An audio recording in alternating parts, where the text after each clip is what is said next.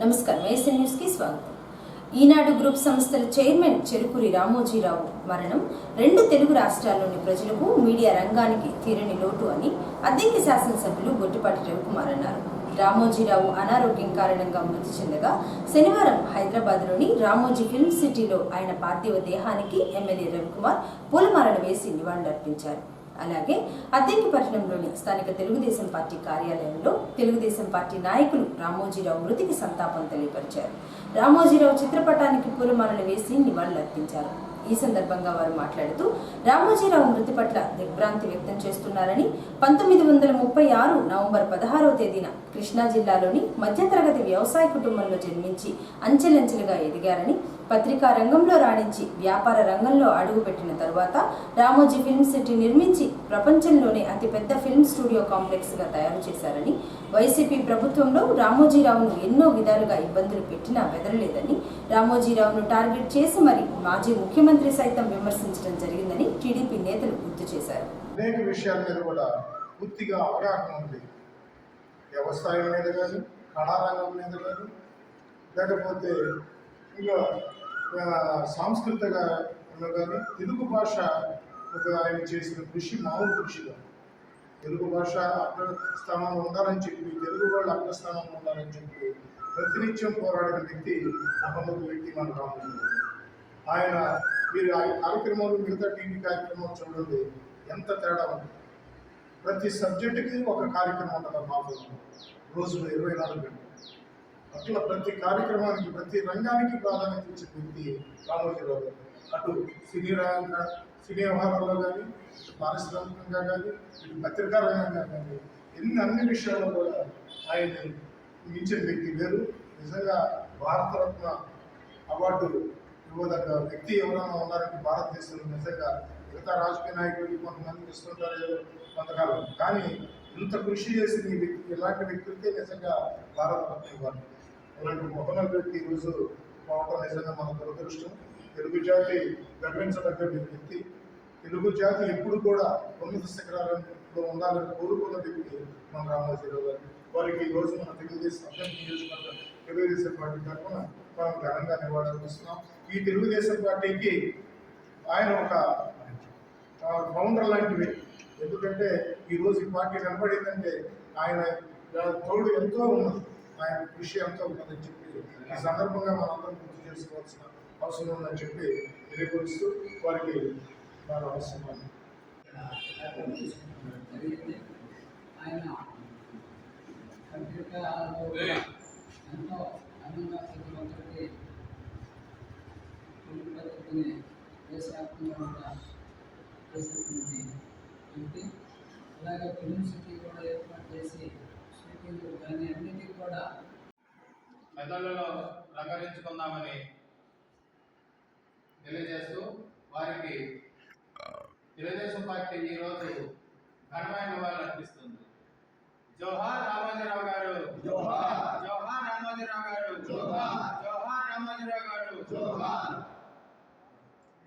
మరి రాష్ట్రంలో, దేశంలో, ప్రపంచంలో కూడా తెలుగు అనే వ్యక్తి, తెలుగువాడు అనే వ్యక్తి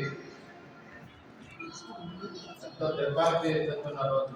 ఎందుకంటే ఒక సంపాదకీయంలోనే కాక వ్యాపారంలోనే అనేక రంగాల్లో ముందుకెళ్తూ కూడా సామాజిక స్పృహతో ఒక అర్ధ శతాబ్దం పాటు తన భావాలతో వ్యాపార రంగంలో రాణిస్తూ సినీ రంగంలోనూ, రాజకీయ రంగంలోనూ, సంపాదకీయంలోనూ అన్ని రంగాల్లో కూడా ఒక గొప్ప వ్యక్తిగా, మహోన్నత వ్యక్తిగా పేరొందిన ఏకైక వ్యక్తి మన సంపాదకీయంలో రారాజైన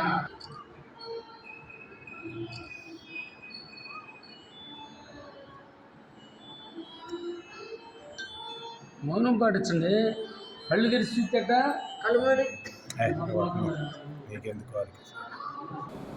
గత వైసీపీ పాలనలో ప్రజలందరూ ఎన్నో విధాలుగా నష్టపోయారని, ఇటీవల జరిగిన ఎన్నికల్లో ప్రజలు వాస్తవాలు గుర్తించి తెలుగుదేశం పార్టీ కూటమికి ఓట్లు వేసి తిరిగి మరలా అధికారంలోనికి వచ్చే విధంగా చేశారని అద్దంకి పురపాలక సంఘం మాజీ కౌన్సిలర్ కాకాని అమృతలక్ష్మి అన్నారు. అద్దంకి శాసనసభ్యులు గొట్టిపాటి రవికుమార్ భారీ మెజారిటీతో గెలుపొందగా ఆయన మంత్రి కావాలని కోరుతూ తెలుగుదేశం పార్టీ నాయకులు కాకాని అశోక్ ఆధ్వర్యంలో శనివారం 50 మంది మహిళలు అద్దంకి కాకానిపాలెం నుంచి సింగరకొండ శ్రీ ప్రసన్నాంజనేయ స్వామివారి దేవస్థానంకు పాదయాత్ర చేపట్టారు. భవానీ సెంటర్లో వేంచేసి ఉన్న 1000 స్తంభాల దేవాలయంలో స్వామివారిని దర్శించుకుని పాదయాత్రగా సింగరకొండకు చేరారు. ప్రసన్నాంజనేయ స్వామివారి దేవాలయంలో నారికేళములు సమర్పించి మొక్కులు చెల్లించుకున్నారు. అనంతరం స్వామివారిని దర్శించుకుని పూజలు చేయించుకున్నారు.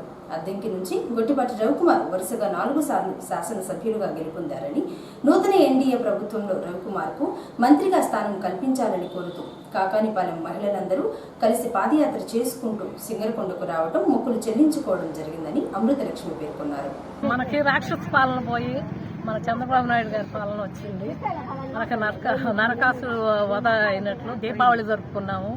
అలాగే ఇప్పుడు మన ఎమ్మెల్యే గారికి మినిస్టర్ అవ్వాలని మేమందరం మొక్కుకొని సింగరకొండ ఆంజనేయ స్వామికి మొక్కు తీర్చుకోవడానికి కాలినడకన బయలుదేరాము.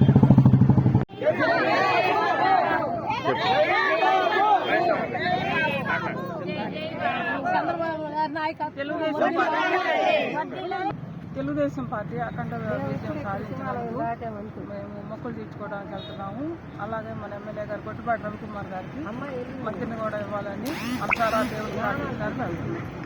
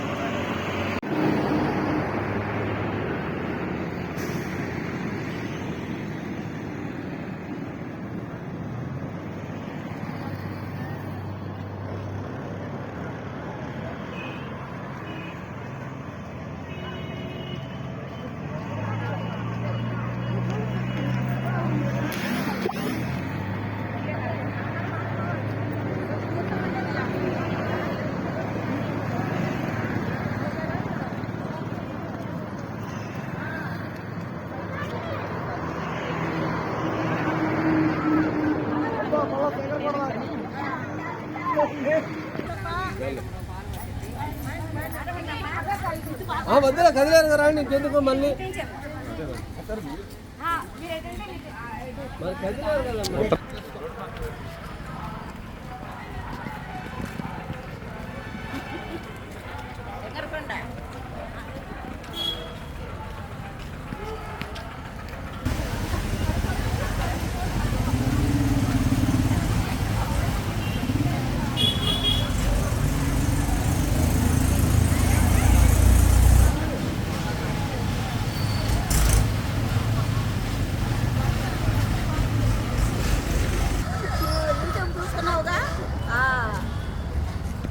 వాడికి చూపించాలా, నానికి చూపించాలా.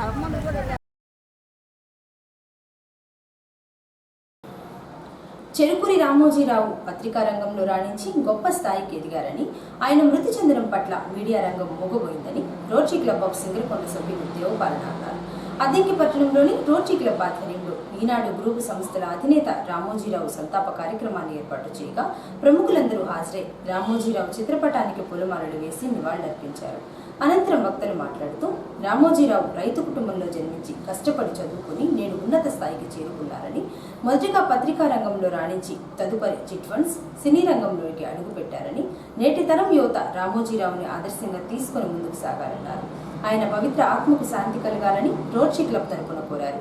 రామోజీరావు ప్రజల మధ్యలో లేకపోయినా ఆయన స్థాపించిన దినపత్రిక, టీవీ ఛానల్స్ ఎప్పుడూ కనిపిస్తాయని చెప్పారు.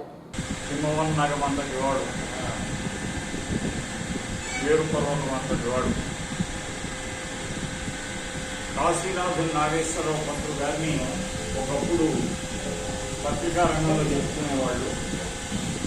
ఆంధ్రపత్రికతో అమృతాంజనం నుంచి తలనొప్పి బాధేడి ధన్యుడేవాడు అని కాశీనాథుని నాగేశ్వరరావు పంతులు గారిని, ఆంధ్రపత్రికని అమృతాంజనాన్ని రెండింటినీ ఇచ్చినటువంటి కాశీనాథుని నాగేశ్వరరావు పంతులు గారు ఉదిరాల గోపాలకృష్ణయ్య గారు ఆ పత్రిక చదివితే తలనొప్పి వస్తుంది, నువ్వు అమృతాన్ని కూడా ఇస్తున్నావు, తలనొప్పి పోగొడుతున్నావు అని చమత్కారం చేశాడు కాశీనాథ్ నాగేశ్వరరావు పంతులు గారి తర్వాత పత్రికా రంగంలో అంతటి వాడు రామోజీరావు.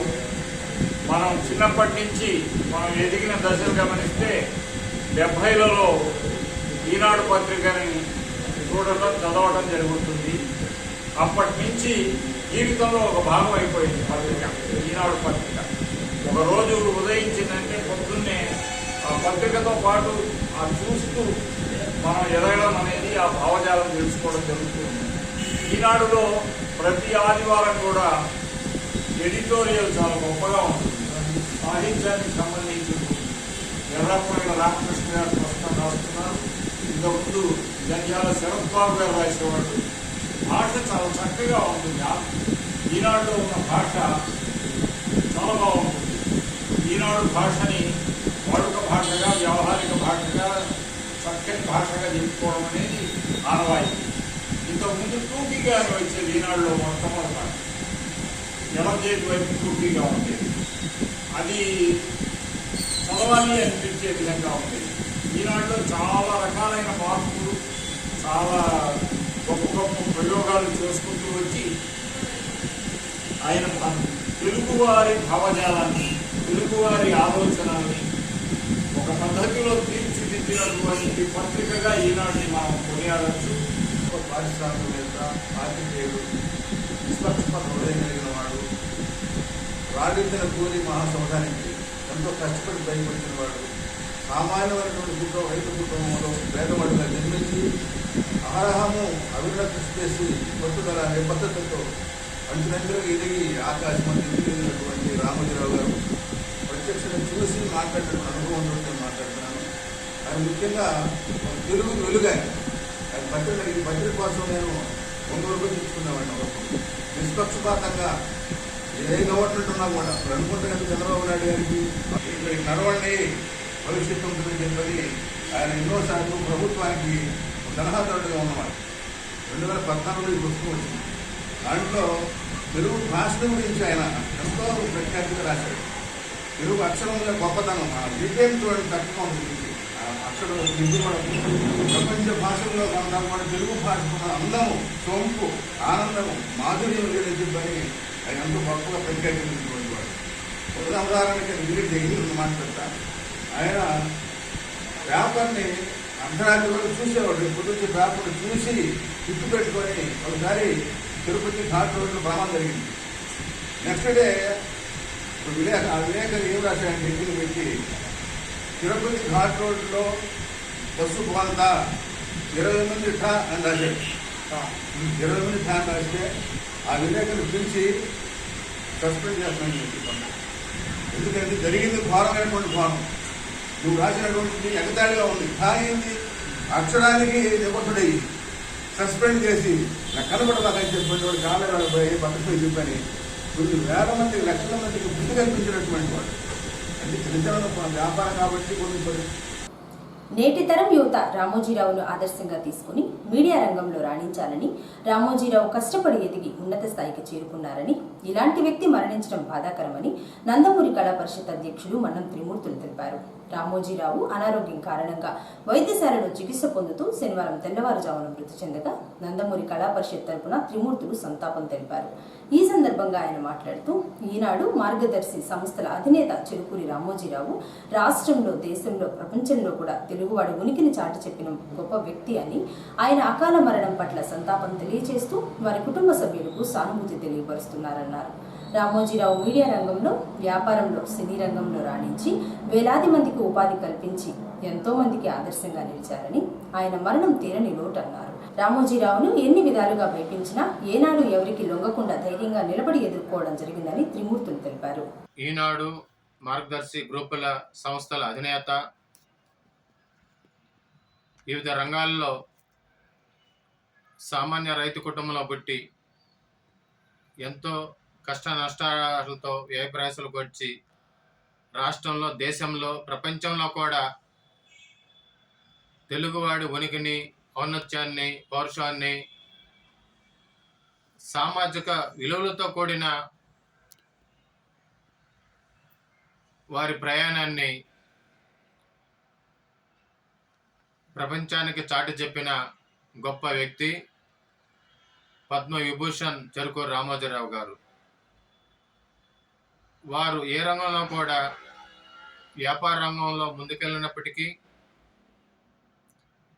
సమాజ స్పృహతోనే ముందుకెళ్ళి వారి ఔన్నత్యాన్ని సమాజానికి చాటి చెప్పాడు.